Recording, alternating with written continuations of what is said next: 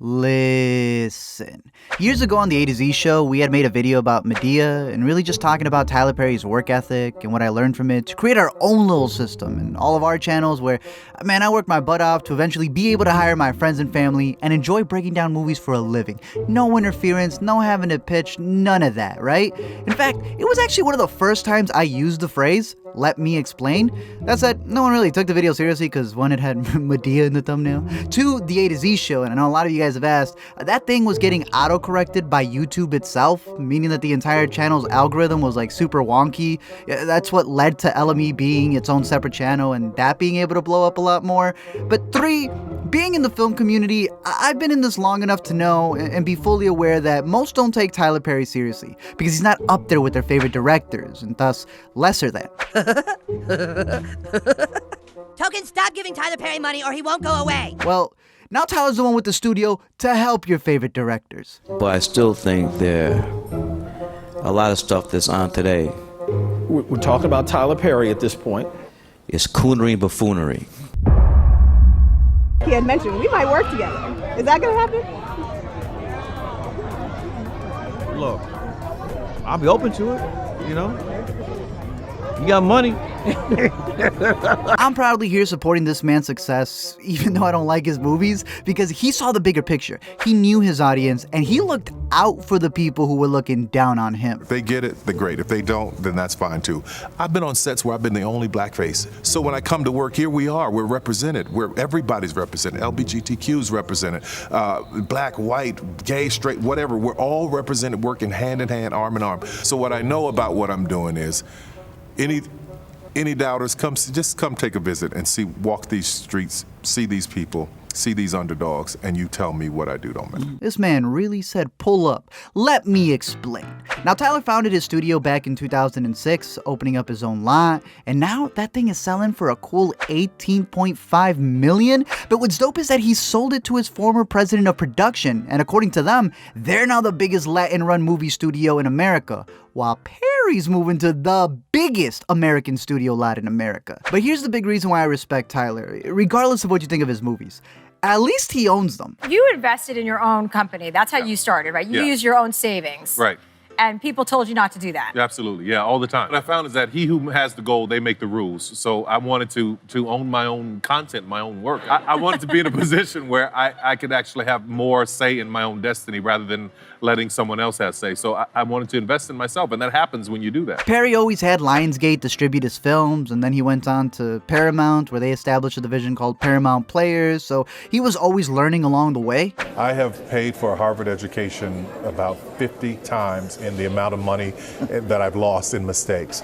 So I trial and error. I made a lot of mistakes, and then I just started picking up the phone. I feel that. In our A to Z video, we go deeper into the inspiration of this man who went from being a playwright living out of his car to having these many productions under his belt as he continued to produce more in his massive 12 lots. What did that mean to you to see that on the highway? And it's a bona fide highway sign. First time I saw it, it was next to Sylvan Road, which I remember when I moved to Atlanta. I moved off of Sylvan Road with my cousin and got put out of the house, had no money, that kind of thing. So I'm looking at Sylvan Road. And then to see my name next to that moment, it took my breath away. All 12 of these sound stages are all dedicated to black icons, which in the case of Spike Lee's lot shows some mad maturity from Tyler to go from the guy being called out as being bad for the culture and now has 330 acres for it. The New York Times said you are the most successful mogul Hollywood has ever ignored. Do you think Hollywood gets you? My audience and the stories that I tell are African-American stories specific to a certain audience, specific to a certain group of people that I know that I grew up with, and we speak a language. Hollywood doesn't necessarily speak the language. A lot of critics don't speak that language. So to them, it's like, what is this? But I know what I do is important. I know what I do touches millions of people around the world. I know how important every word, every joke, every laugh. I know what that does for the people where I come from and the people that I'm writing for. So yeah, I get that. And this place isn't a joke. They shot First Man here, right? They got The Walking Dead going on, Instant Family. The official first production under Tyler Perry Studios was Black Panther. Black Panther. And I don't want to brag, but it's bigger than Disney, Paramount, Warner, and Sony combined.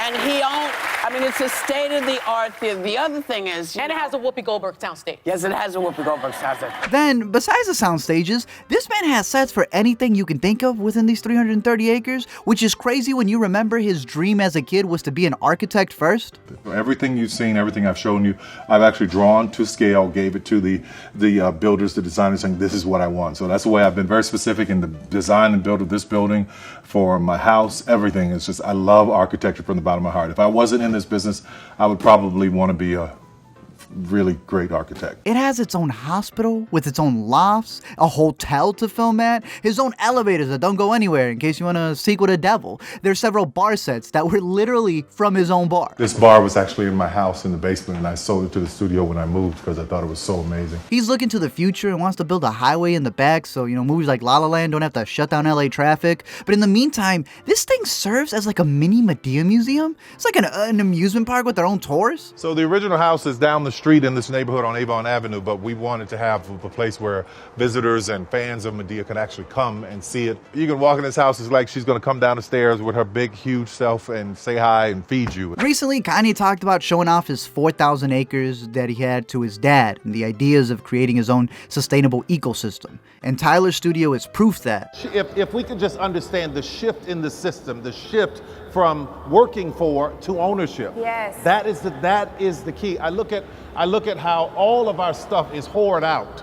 Like our music and our talent, it's hoarded out. Yeah. They go and they take it, they make billions of dollars off of it, and then they say, oh, here's $5 million, and you like bling bling, look at me, I got, come on, man. And it's rented, and it be rented. It's rented. This man used to be homeless, and now he has a suburb full of houses to film his TV shows, movies, whatever he wants, and it's all dedicated to his mom. Maxineville is, I named it after my mother, Maxine, who passed in 2009. So this whole area, this whole neighborhood, I wanted to be a town named after her in her honor, and she was so happy to have that. It's very sentimental for me, and we do a lot of shooting down here for a lot of the shows. So it's always really fun and powerful, and it's a good memory of her to be down here. She was very proud. And he's scraping his golf cart as he pulls up to the only White House replica in America. So as long as you have your audience and have faith in what you're doing, this is what I learned from him. That all those insults that you get that don't have any merit, let them have them. When the roots of your characters that you've created stem from a childhood where dressing up like your grandmas and aunts was the only way to make your mother smile through the dark times, through the abuse, and then that character not only reaches smiles all over the world, but eventually spawns a monumental studio that you own, then you ignore the naysayers and the critics who all made you feel like crap when they just didn't get it. Because as he puts it, instead of asking for a seat at the table, go out and build your own. Thank you guys for checking out this video. I've never loved a director so much, and I always look into work ethics and stuff. If you ever seen any of my live streams or stuff like that, and people who ask me for advice and they're like, oh, how can I cover movies? Stop looking at like movies and look at how they work instead. I've never loved a director so much for movies I don't even like, but that work ethic. I grew up watching Big Mama's House around the same time Madea was just a stage play, so seeing that transition and how he was able to take it to a whole nother level is insane. Like, I didn't even mention this man owns his own island. But like I said, we did cover it back with the A to Z video, and yeah, nobody really cared about it, but it's super interesting to see the growth that this man has had. Because now this studio, you don't have to care about Tyler Perry's movies, but the people, the artists who will now have a place to be able to make these movies, or, even him, he says he wants to get more artistic. I hope that's true. They say that the mantra there is even dreams believe. So I'm curious to see where it goes. Throughout the research to this, I always take a couple of extra notes, but I would highly recommend his Essence interview.